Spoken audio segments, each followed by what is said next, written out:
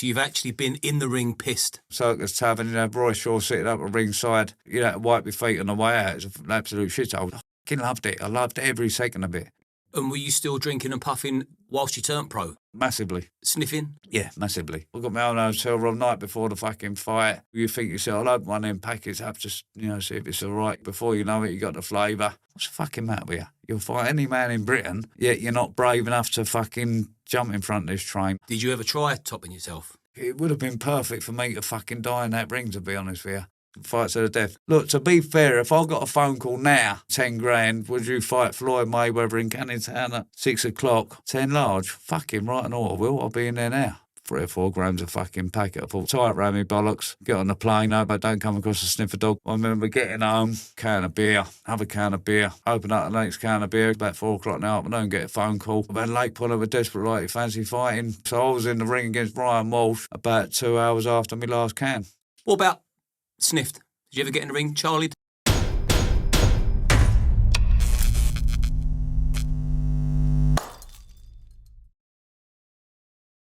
I want to say a quick thank you to our sponsors, Gold Seal. I use their products every single day, and now I finally get to work with them.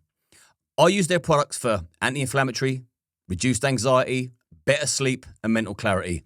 I'm going to put a link to their website in the description, along with a 10% discount code for you to take advantage of. Go and have a look at their website, see if there's anything in there for you. I hope you enjoy this week's episode, and good health. Johnny. How you doing? You okay? I'm good, mate. Thank you for coming on. I watched your documentary. Powerful, touching, moving, interesting. I'm looking forward to really get under the bonnet of your life, and I'm looking forward to when your book comes out.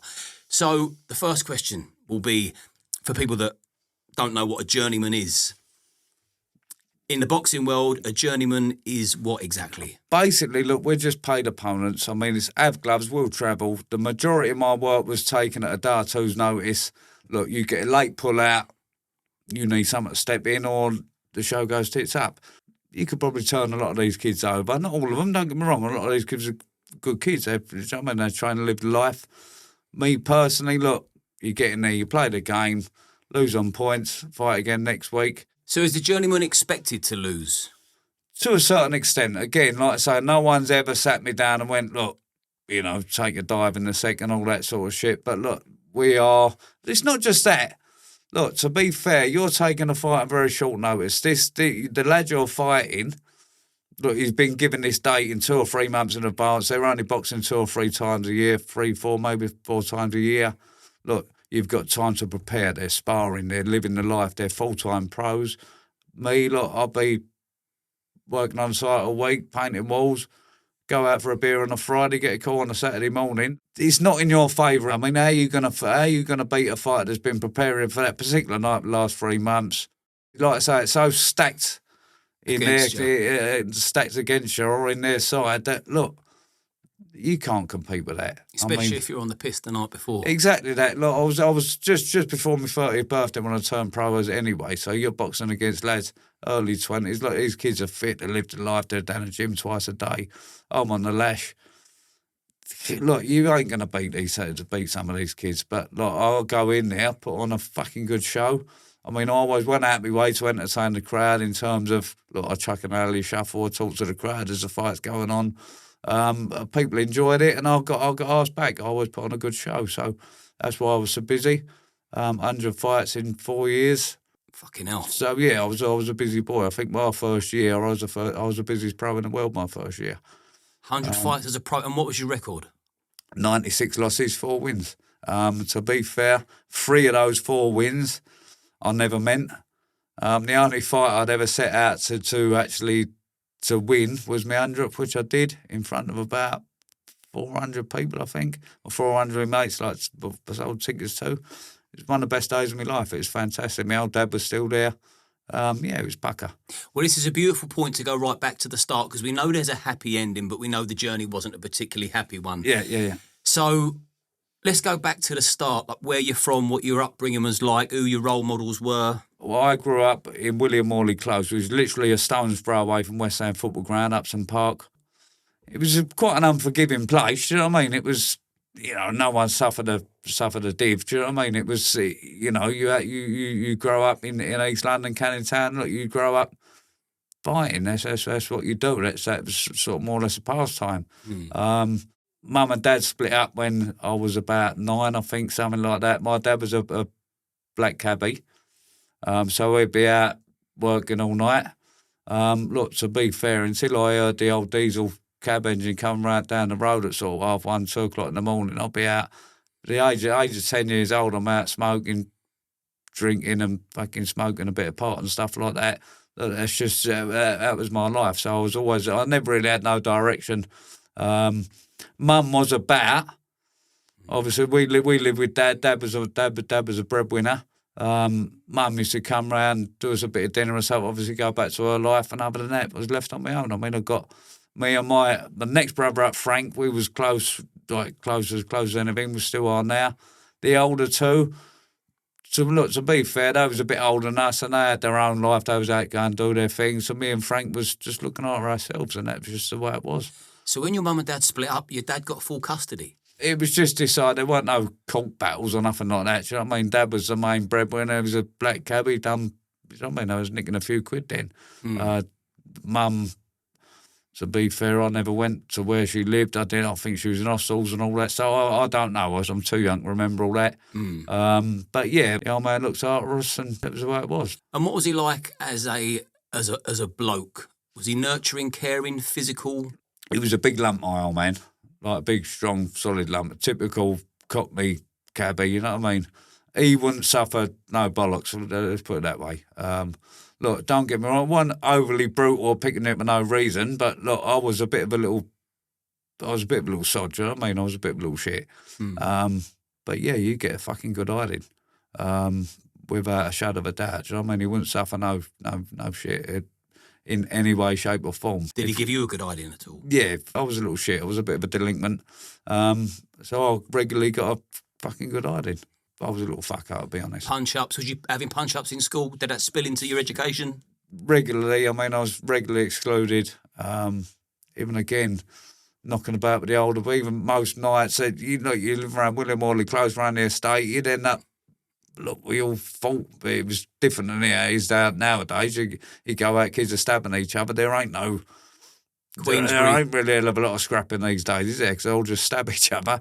But look, growing up in the sort of late 80s, early 90s in East London, you're scrapping. I never thought I'd ever see the day where I'd be kind of encouraging people to have fist fights, and looking back at when I had a violent past, thinking those were actually the good old days. If there was a problem, it was settled with these, like, and all these machetes and choppers that are being pulled out now and people being hacked to pieces. It's nuts, and I love talking to people similar age because we saw the world as it was at the same time in real time. Yeah. Well, funny enough, I mean, I was only speaking to my mate Adam earlier on, and I was saying, like, the main trouble, the knife crime now is because after these kids, you got to be known to be a bit tough or a bit of a gangster.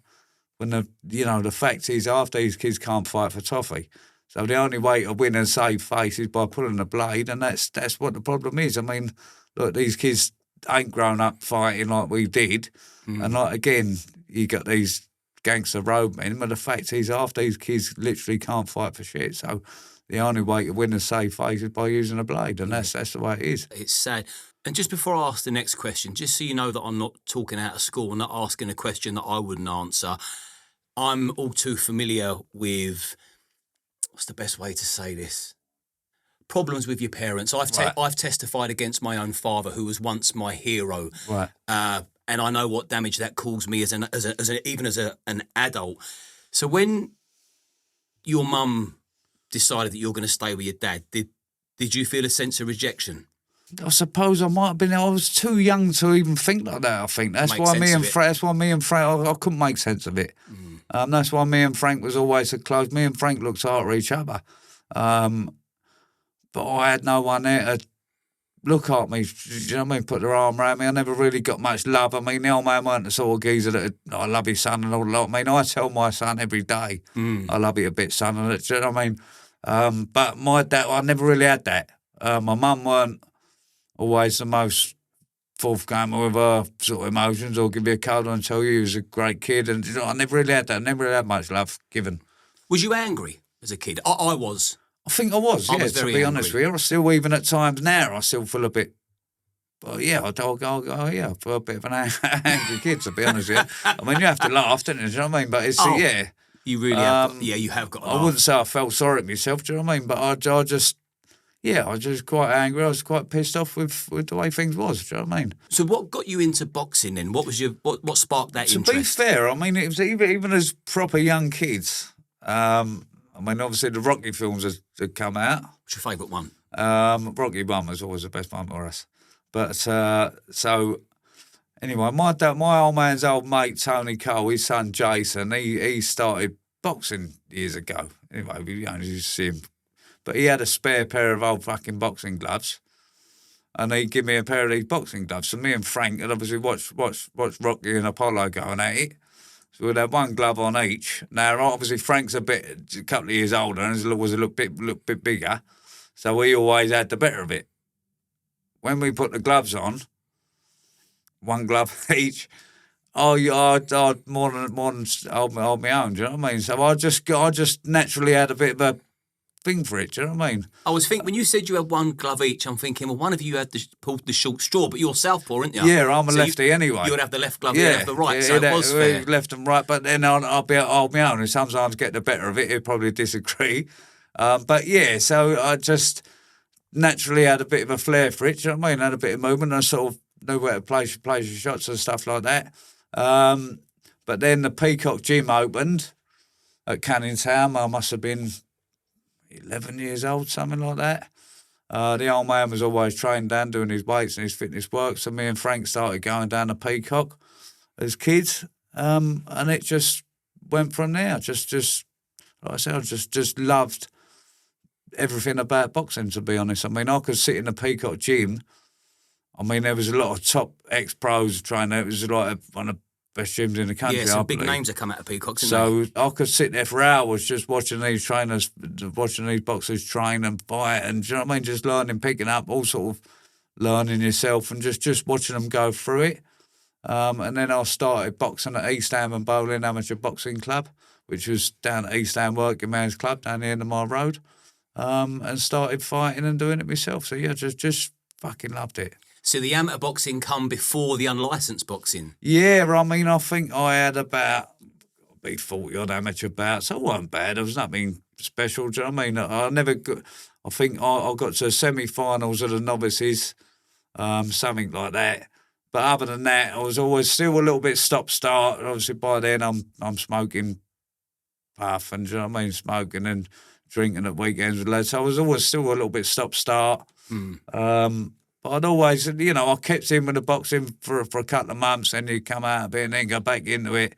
But yeah, I mean, I think getting into the unlicensed game, what it was, I weren't working at the time. I mean, I had a few years coming out of fucking school or whatever. I was working at a pie mash shop, and then I've come out of that.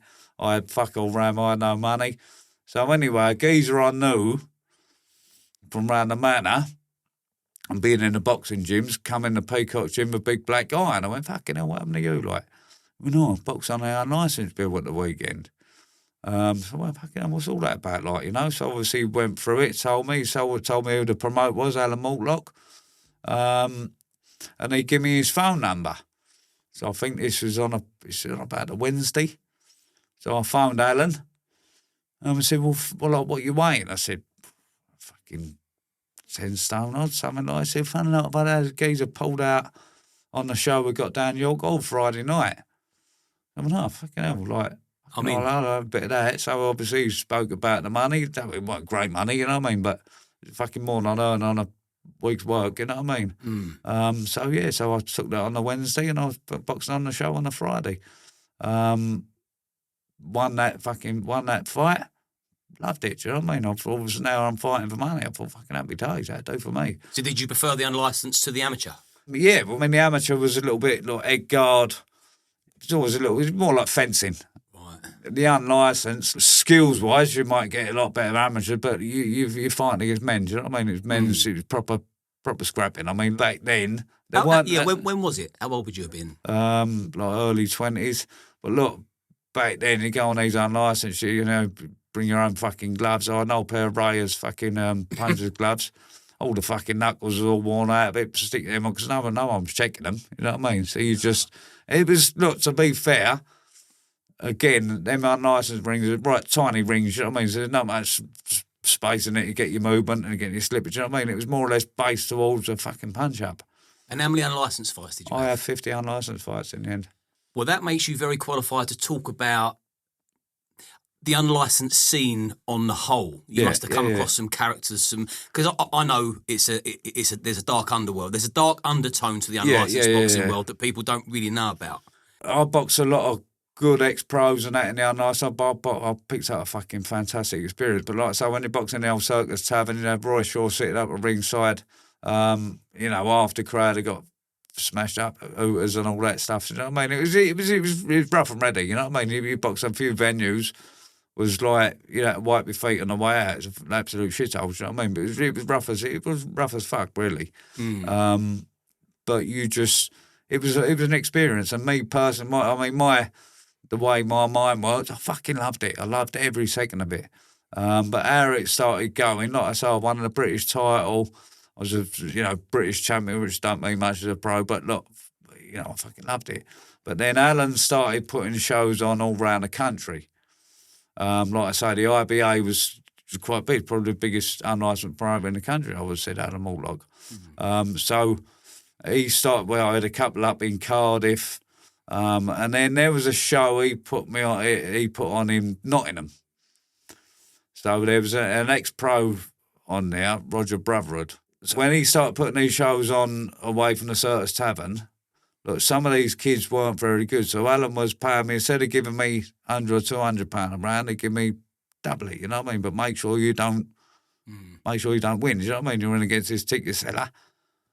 Obviously, on the business side of it, look, this ticket seller gets beat, next show, they're all their tickets out of pocket, do you know what I mean? So it's a question of Alan to say, look, do you know what I mean? He got a point, a little agreement, look, lose, I'll pay you double the money. So how often would that happen? Would you throw fights? As often as one come up. It could be 2 a month, could 3 a month, just whatever was there. Did you get hurt when you was doing the unlicensed? I mean, the first, because I boxed another ex-pro, Tom Glover, for the British title. That was the first time I got my ribs broke, and that was fucking horrendous. I mean, you can't shit, you can't cough, you can't sneeze. But it was proper man's fighting, do you know what I mean? But I remember the first, because I won the first fucking 8, 9, 10 fights, quite a few stoppages, and I was doing well. So Alan put me in. I boxed for the British title first time round against fucking Matty Leonard, who was another decent ex-pro Matty, fucking tough geezer. But other than boxing, because a few of the lads I boxed at started that weren't very good, do you know what I mean? But Matty was the first hard fucking geezer that I boxed. I think that was 10 rounds, I think. Mate, that was like you going from boxing novices to fighting a fucking hard man, do you know what I mean? And that was, I remember Matt, I think he stopped me in about 8 or 9, something like that, and it was fucking painful, you know what I mean? Did you take the training more seriously on the unlicensed, or would you still be... Yeah, look, to be fair, I was still smoking, drinking and all that, but again, with the amount I was smoking, if I weren't training, I wouldn't be able to go fucking 2 minutes without my chest blowing out. So look, to be fair, I always put the work in the gym. And even as a pro, I'd always, do you know what I mean? I used to train hard because I had to, because I was largely at the weekends. Yeah. Did any trouble spill from inside the ring to outside the ring with people that were putting these shows on? I mean, I remember boxing an ex-pro on a show in I think it's Cardiff, Coal Exchange. Tough old place. Yeah. So the promoter Alan thought he wrapped me in a St George fucking cross, right? I remember fucking beating the off this kid was a so-called Welsh fucking one of their top boys, but I turned him right over pretty handily. Obviously, coming out when he got a St George cross wrap round during Cardiff Coal Exchange, it was it went a bit tits up, you know what I mean? So it was a little sort of jacket over there, out the back door. It was a bit of a turnout, like, you know. And what was your headspace like outside of the ring during the unlicensed stage before you went pro? Back then, when I was still going in trying to win fights, winning a hell of a lot more than I lost, it wasn't that bad a headspace. Obviously, in my own time, like I say, I've always had sort of mental health issues ever since, growing up, looking after myself as a kid. So yeah, I've always been a bit down on myself. Do you know what I mean? So I think it grew a lot more the older I got. In terms of severity of being, I've always been a bit glass half empty sort of man. But yeah, things was getting a bit much, and then you start talking about sort of suicidal thoughts and stuff like that. Do you know what I mean? So it escalated. Got progressively worse. The older I got, it got progressively worse, as you say. And then it really become a fucking problem, to be fair. When did your mental health start to take a real dip? Was it, and also, how does that tie in with turning pro? Because that's no joke. Being a pro boxer is a serious achievement. It comes in periods, doesn't it? Waves. Do you know what I mean? It comes in waves, and like I say, after a while, you sort of learn how to sort of deal with these sort of waves. So I sort of just locked myself away. I couldn't really socialise and all that sort of stuff. I'd just be. You do every other thought's about topping yourself, to be fair. So look, when I was like that, I'd sort of detach myself from everyone else. My Vicky must have had an absolute fucking nightmare living with me. Is that the wife? Yeah, that's the missus. Did you ever try topping yourself? I've come really close a few times. I've sat on top of sort of very high drops, just wanted to jump. And look, to be fair, if I was braver. To be fair, sometimes I'll be like beating myself up and I'll be thinking, what's the fucking matter with you? You'll fight any man in Britain, yet you're not brave enough to fucking jump in front of this train or slit your wrist or something. You know what I mean? So I felt... What's in your heart and soul that stopped you, do you think? Look, the love of my family, my missus, like I say, we've been together all this time, 27 years. I'm not a cheater, man. I don't go out sticking me bits in other women. Do you know what I mean? I just love for my family, love for my brother. I think that held me back and wanted me to sort of get through it. Do you know what I mean? But then even meeting Adam, and the older I got when we started doing this, and Adam, we used to talk about sort of depression and stuff like that. And then he was the first one that saying about it comes in waves, and you've got to learn how to deal with it when you get these waves. And it sort of helped. Do you know what I mean? That's why me and Adam become really close. We're good mates. And I think Adam's talking to me helped me out. Do you know what I mean? My Frank, my brother, he understands it, does well. He's a smart kid. Frank would pull me round. Do you know what I mean? He knew when I was struggling and would help me out, and he'd sort of recognise it at the time and spend a bit more time with me and just, he'd help me through. It's a very frustrating, as well as very sad and lonely and isolated when these waves come on you. Yeah. It's also very frustrating because unless you're speaking to somebody that's felt that feeling, it's like talking Japanese to somebody. Well, I mean, even my old man, to be fair, and look, I say this, I love my old man to bits. Like I say, I think the older the old man got, he softened a lot more. Me and the old man, I think we clashed so much because we had the same personalities. I mean, the old man wouldn't suffer no bollocks off no one.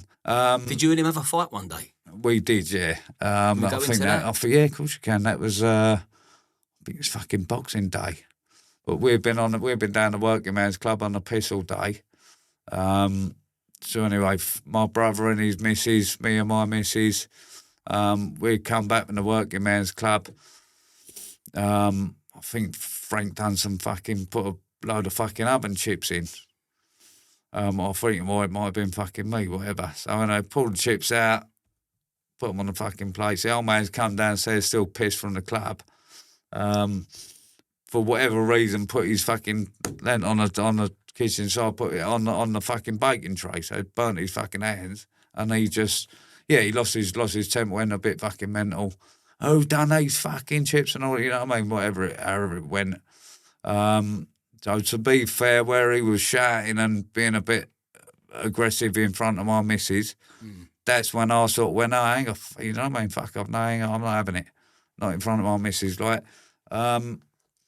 So we come to fisticuffs, like proper blows, like proper full-on blows, which I was, like I say, the old man was a bit older. I was getting the better of it, but we ended up halfway up the fucking stairs.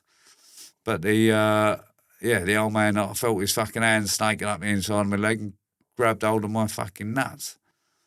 squeezing that. Like, again, my man was a big lump. So when you got fucking 18, 19 stone hanging off your bollocks, you really got to let your hands go. Do you know what I mean? And then, so that went, I'm doing that, and then the old man turned up, had a fucking baseball bat. What, afterwards? Yeah, so we come down after we sort of all broke up or something, whatever. I turned around, the old man's got a fucking baseball bat in his hand. So he's swung that. Obviously, I was lucky enough caught it on my arm. But yeah, it was rough. It was shit. Do you know what I mean? It really was. What happened the next day when you both woke up? Well, to be fair, because I think I went over, stayed round Vicky's house or whatever to get out. I remember the old man phoning me first thing in the morning, being sober now. Obviously, he must remember that I got the better of it. Him not being able to, you know what I mean? Swallow that. Yeah, swallow that. Look, John boy, it's terrible what happened. I really regret this and that. But if you think of a hard nut, you come round now. We'll lock ourselves in the garden. We'll lock ourselves in the garden, and we'll fight last. You know what I mean? You wanted a rematch? Yeah, fight to the death. Do you know what I mean? He wanted to go again when he was sober. But it was fucking horrendous, mate. To be honest. Did you entertain that or not? No, look again. My man was a fucking big lump. He was a big, strong fella, the old man. Do you know what I mean? You thought, I'll take the win and retire. And I thought, look, I got the better of it because you was pissed. I thought, I'll swerve that. Thanks. No rematch, no trilogy. Yeah, no rematch. So I ended up moving into the old dear's house up at Barking for a bit. But yeah, I thought, no, I'll swerve that. I'll give that a miss. Quit while you're ahead. Yeah, indeed, yeah, absolutely. Yeah. So turning pro then, that's a big deal.